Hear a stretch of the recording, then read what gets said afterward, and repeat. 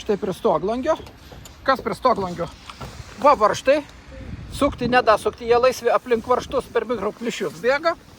Taip pat štai ši vieta, čia prakirpta, čia taip pat potencialus pratekėjimas, taip pat prisukta varžtų, štai kiaurai per stogo dangą.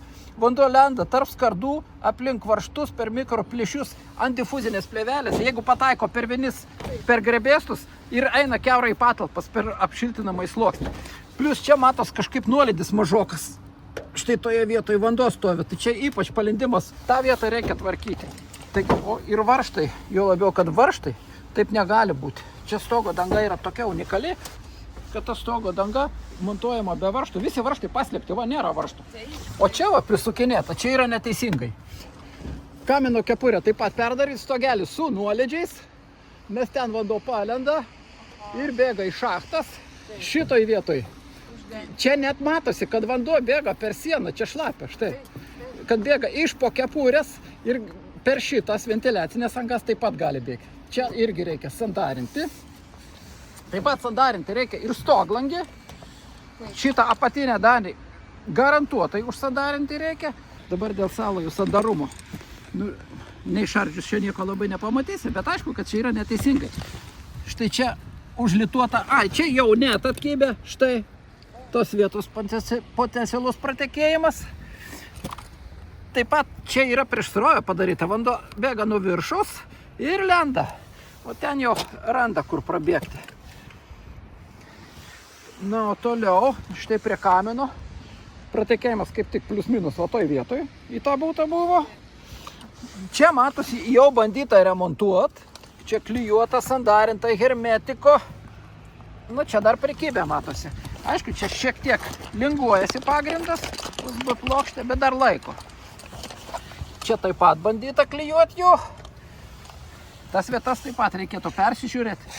Neaišku, kiek čia yra užleista. Neaišku, gal sukyla vanduo, jeigu vasarą gal ir nesukyla, bet jeigu žiemą užsitvenkia ledas, sniegas, vanduo gali sukilti aukštai kokį 20 cm prie tokio nuolydžio. Nes galai užsitvenks ten ir pavyzdžiui ten, o čia yra kokie 5 metrai, kiek čia? 6 metrai. Per 6 metrus čia užtvanka, ten galia užtvanka, vanduo čia gali netgi va taip sukilti ir lys po skardomis ir eis į patalpas. Dabar dėl salojos ant žemesnio stogelio, ten žiūrėjom šito, dabar šitas žemesnis stogelis, čia kaip kampe padaryta. Nu, neaišku, dabar nesimato ten, nu, matosi liktai sulydytas, samanų priaugia. Bet tam gale akivaizdžiai matosi, kad čia taip pat yra buvo padarytas brokas. Ir va, matosi, čia vanduo laisvai gali po skardą paleisti, čia prakirpta, čia visur, va. Čia visur kiaura, galima sakyti. Jeigu vandens srautas bėga, lenda po skardą ir ten per sieną į apšiltinamąjį sluoksnį. Toje vietoje iki patalpų kaip ir nedabėga, bet stogo konstrukcijos pūna, eksploatacija namo trumpėja. Taip pat ir ten prisukta varžtų į vijaskardį. Nu, ten galima gumas sudėti. Tiesiog dabar tuos metalinius kampuočius taip pat reiktų uždengti. Jeigu čia prisnigs, prilys, štai tarpai per skylės. Taip pat gali patekti vanduo už bituminės dangos ir į patalpas. Dabar dėl šito kamino įtariamas pratekėjimas, kad čia gali būti ties to kamino arba ties to, nes sunkiau nustatyti lokaciją. Dabar kamino kepurė čia buvo klijuota, čia reikėtų tiesiog vamzdelius, štai papildomus vamzdelius uždėti taip, kad būtų perdengimo principų ir per čia nebėgs tikrai. Čia ant hermetiko padaryta, nu kol kas jis laiko, aišku, perdaryti būtų gerai. Čia neaišku, kaip po jo ten skarda užlenkta, užvalcuota, neužvalcuota, čia pridėta hermetiko.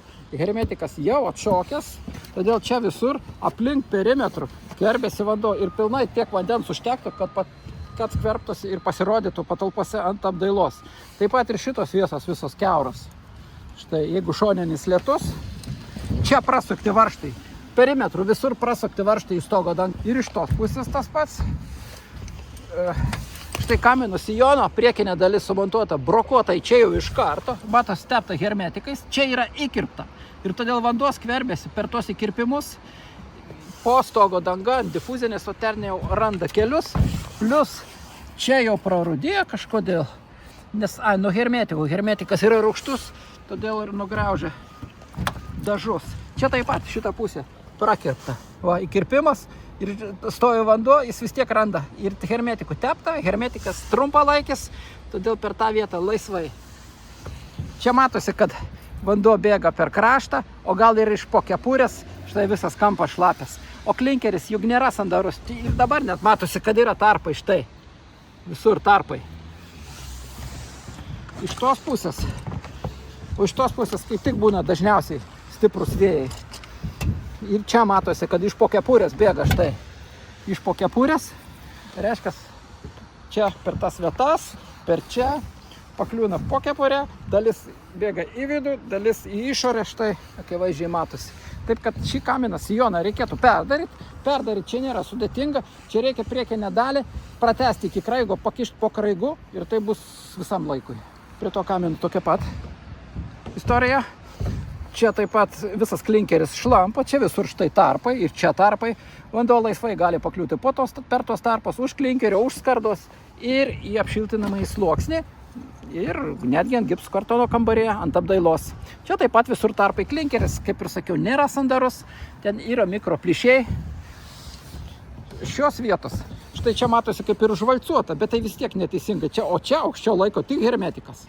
Štai, ir jis jau atšokęs. Tai pro čia taip pat skverbėsi vanduo. Čia visur tepta hermetiku, čia visas hermetikas jau atšokęs, vanduo lenda už hermetikų ir nebeturi išėjimo, vanduo skverbėsi daug giliau. Jeigu ten ir būtų atvalcuota, kaip čia, vis tiek jis sukiltų, nes kokio aukščio hermetikas, štai. Čia taip pat reikia tokias vamzdelius papildomai pratesti, kad per tas angas vanduo nepatektų. Taip, iš tos pusės. Čia taip pat prisukinėta varžtų, dabar dėl stoglangių. Taip, iš viršaus atrodo viskas kaip ir neblogai, nesimato. Bet apačioje, čia aišku, varžtų prisukta nelabai teisinga, bet apačioje štai kampai kirpti. Tai pratekėjimas per tas vietas. Gal iki patalpų ir nedabėga, bet vis tiek einant difuzinės plėvelės, į apšiltinimą į sluoksnį. Taip pat ir kitas kampas, štai tame gale. Taip pat čia įkirpta. Čia kitaip turi būti. Skarda turi prasitęsti iki čia, jinai čia sujungta perdengimo principu iki čia.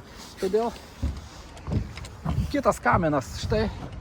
Čia vėl viskas tas pats. Čia taip pat įkirpimai, štai. Ir matosi netgi kiaura, štai. Tarpai. Ir toj pusėj taip pat prakirpta.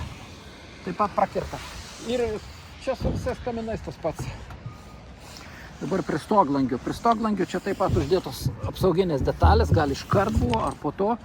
Bet blogiausia, kad varžtų prisukta. Visur varžtų prisukta. Į tokią stogo dangą nesukami varžtai.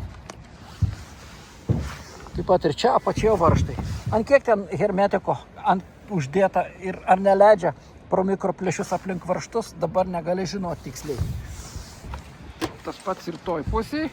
Štai visur varžtų, čia visur varžtai, o čia kokie varžtai, čia iš vis paprasti varžtai susukti štai.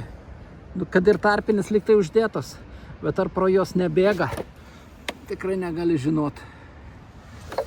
Iš tos pusės, štai čia kamino stoglangių sijonas, jis jau su skylėmis. Štai čia skylė, matyti, buvo daug remontuotas, taisytas, ardytas ir tiesiog čia švininė danga, švininė medžiaga prasilankstė. Dabar bėgti per tą vietą gal ir nebėga, štai skylė, nes pratęsta stogo danga iki tos vietos. Toj pusėje čia taip pat varžtų visur prisukta, štai vien varžtai ir čia. Ir čia visur pilnai varžtų. Vandens išbėgimo vietos labai mažai, jeigu čia su ledu ir su sniegu užsitvenkia, vanduo sukyla, gali laisvai kitų varžtų sukilti. Čia taip pat yra du kaminai, stogo gale ir kaminų kepurės. Štai čia angų visiškai minimaliai, tik viena. Čia užtepta hermetiku, bet čia kaip ir išgaubta nuolydis. Na, čia labai neaišku, čia su kniedėmis užtaisyta, bet kadangi čia yra nuolydis, kad jis ir greičiausiai prabėgimų nėra keli lašai, jeigu įkrenta, tai nieko tokio. Prie to kamino taip pat toje vietoje įkirpta brokas. Čia turėjo būti perdengimas normaliai arba pratesti iki kraigo kamino sijoną. Čia iš dalies nesunku, lengva buvo padaryti, bet žmonės turbūt nemokėjo, nežinojo. Taip pat ir toj kamino pusėje kampas įkirptas štai toje vietoje. Ir kito kamino sijonas taip pat. Čia įkirpta kampas ir čia kampas. Taip pat įkirpta, plius prisukta šone varžtų. Dabar kamino kepurė šito, čia labai daug angų. Čia matosi vanduo stovi, štai va ten tikrai matosi, kad vanduo stovi. Dabar šitos vietos, čia yra atvalcuota, be įkirpimų. Čia gal ir daug vandens nepakliūva, nebent žiemą, kai ledas, sniegas. Dabar tose vietose, čia po šitomis detalėmis taip pat yra angos, bet ar ten taip pat atvalcuota, neaišku. Plius prasukta varžtais štai skylės. Bet čia žmonės nesiskundė, kol kas nebėga. Visur viskas apklijuota, su tokiamis juostelėmis per čia prabėgimai būdavo. Taip pat čia vanduo stovi štai, kaip ten po tom detalėm, ant kiek sandarų neaišku. Čia vanduo stovi ir ten vanduo stovi. O štai čia borteliai, kad ir atvalcuoti, vanduo stovi, nepakliūna, bet o ten tarp kamino ir tarp valcavimo vis tiek tarpai didžiuliai. Lietus tai pakliūna tikrai. Polydis šio stogo yra 12, beveik 13 laipsnių. Technologiškai neteisinga montuoti stoglangius į tokį stogą su tokiu nuolydžiu. 12-13 laipsnių tai yra per mažas. Gamintojai rekomenduoja ne mažiau kaip į 15 laipsnių stogą montuoti stoglangius. Tada galima garantuoti, kad pratekėjimų nebus. Dabar šitas stogas turi salajas stogo gale. Štai viena, čia kokie 6-7 metrai ir toj pusėje štai taip pat 6-7 metrai. Ir kyla įtarimų, kad čia taip pat yra pratekėjimai, kurių dar gyventojai nepastebi. Nes čia štai kiek varžtų. Pavyzdžiui, štai tame gale kiek varžtų. Čia varžtų tiek pribadyta, kaip į ežį spyglių. Stogo salojos turi būti įrengtos ypač kokybiškai, nes kiek daug vandens bėga per jas. Nes, sakykime, iš tų visų kvadratų štai čia subėga į centrą. Ir centru bėga štai kiek vandens. Ir dabar matosi. O lietus dabar tik smulkus. O jeigu būtų didelis lietus, tai čia didelis rautai vandens eina. Todėl tos vietos maksimaliai sandarios turi būti. Atsukau stogo dangą. Pasižiūrėti, kokia situacija. Pati salaja matosi, jinai yra plati, pratesta, apie 35-40 cm. Todėl vanduo kaip ir neužkils tiek aukštai. Greičiausiai pratesta jinai yra į čia, plačiai taip pat. Bet problema, štai šitie varžtai, kurie prisukti iš vis šalia krašto. Dabar štai varžtai ir akivaizdžiai matosi, kad iki tų varžtų vanduo pakyla. Taip pat čia garantuotai, nes čia prie pat krašto, štai čia va taip 2 cm prisukti nuo krašto. Tai čia garantuotai, ir matosi, kad šlampa ir per tas vietas bėga. Taip pat po tuo varžtu matosi, kad medienos nebuvo, reiškia, tas varžtas nebuvo pakankamai priverštas. Taip pat ir čia, štai, tokios vietos pratekėjimai, ypač žiemą. O tų varžtų, štai ten kiek prisukta, viršui prisukta. Čia bandyta remontuoti, o čia kiek prisukta. Aišku, kad čia buvo pratekėjimai. O čia matosi susibangavusi kaip skarda stogo danga. Tai čia visi irgi tarpai visur. Šitas vietas reikia remontuoti. Dabar tose vietose, kur kamino sijonas jungiasi su kaminu ir su danga. Čia tai suprantama, kad yra nekokybiškai varžtų prisukta. Bet štai tos vietos nepatikimas.